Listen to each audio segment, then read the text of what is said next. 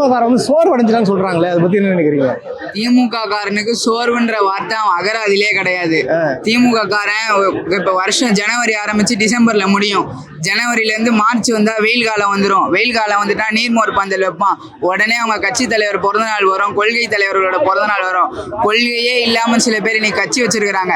அந்த மாதிரி கொள்கை தலைவர்களான பகுத்தறிவு பகலன் பெரியாரா இருக்கட்டும், அறிஞர் அண்ணாவா இருக்கட்டும், முத்தமிழறிஞர் டாக்டர் கலைஞரா இருக்கட்டும், கழக தலைவர் மு க ஸ்டாலினா இருக்கட்டும், இளந்தலைவர் உதயநிதி ஸ்டாலினா இருக்கட்டும், யாரு பிறந்த நாள் வந்தாலும் அதை சிறப்பா கொண்டாடி அவங்களுக்கு எல்லாம் நலத்திட்ட உதவிகள் கொடுப்பான். இதுவே மழை காலம் வந்துச்சுன்னா மறுபடியும் நலத்திட்ட உதவிகள் கொடுப்பான். களத்துல இறங்கி வேலை செய்வான். திமுக காரனுக்கும் சோர்வுன்ற வார்த்தைக்கும் சம்பந்தமே கிடையாது. நாங்க பார்க்காத சோர்வே இல்லை. இதோட சோர்வு நாங்க எவ்வளவோ பார்த்துட்டோம். சோர்வுன்றதே எங்களுக்கு இல்லை. நாங்க எவ்வளவு சோர்வு அடிக்கிறோமோ அதோட கம்பீரமா நாங்க மேல வருவோம். நாங்க ஆட்சி விட்டே நாங்க போல, இன்னும் நாங்க தான் ஆட்சியில. எல்லாமே வந்து ஏளனமா பேசுறாங்களே, பாத்தீங்களா? 75 வருஷம் கட்சியை நாங்க தோக்கடிச்சிட்டோம் அப்படின்னு சொல்றாங்களே. நான் சினிமா டைலாக்லாம் இந்த பேட்டியில பேச வேணாம்னு விரும்புறேன். எங்களோட தலைவர் என்ன சொல்லியிருக்காருன்னா, எதிரிகளே, மாற்று கட்சி நண்பர்களே, நீங்கள் நன்றாக வசைபாடுங்கள். என்னை திட்டி திட்டி ஏசியே பேசிக் கொண்டிருங்கள். அதை கண்டு நாங்கள் துவண்டு விட மாட்டோம். அது எங்களுக்கு உரமாக தான் அமையும். நாங்கள் மீண்டும் வருவோம் அப்படின்னு தான் அந்த இடத்துல சொல்ல விரும்புறேன். 1991 3 தொகுதி ஜெயிச்சோம். 2001 எதிர்கட்சி, 2011 எதிர்கட்சி கூட கிடையாது, வெறும் 23 எம்எல்ஏ தான்.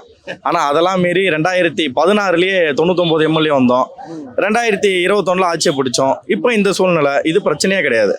இது ஆக்சுவலாக எங்கள் கட்சிக்கு இன்னைக்கு இப்போ இந்த மாதிரி காங்கிரஸ் அது மாதிரி கூட்டணி கட்சிகள்லாம் வெளியில போனது உண்மையாக எங்களுக்கு சந்தோஷமா இருக்கு. யாருக்கு தோல்வி இல்லை மனுஷனை, எங்க போனாலும் தோல்வி இல்லை. அவனுக்கு ஒரு வெற்றியில் இருக்கு. விஜய் கூட தான் படம் நடிச்சாரு, எத்தனை படம் அவர் ஓடிச்சு? சரி நீங்க சொல்லுங்க, எவ்வளோ அவர் லிஸ்ட் எடுத்தீங்கன்னு வச்சுக்கோங்க, தோல்வி படம் தான் அதிகமாகவே இருக்கும்.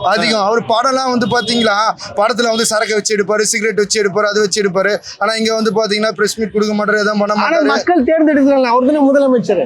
மக்கள் யாரு தேர்ந்தெடுத்தா? விஜய் வரமாட்டான்னு மக்கள் தேர்ந்தெடுத்தாங்களா? மெஜாரிட்டியாவை தேர்ந்தெடுத்தாங்க. இப்ப யாரு மூலியமா நீ போற? எங்க கிட்ட இருக்கிற கூட்டணி நிர்வாகியை வச்சு நீ ஆட்சி அமைக்கிற, தெரியலையா?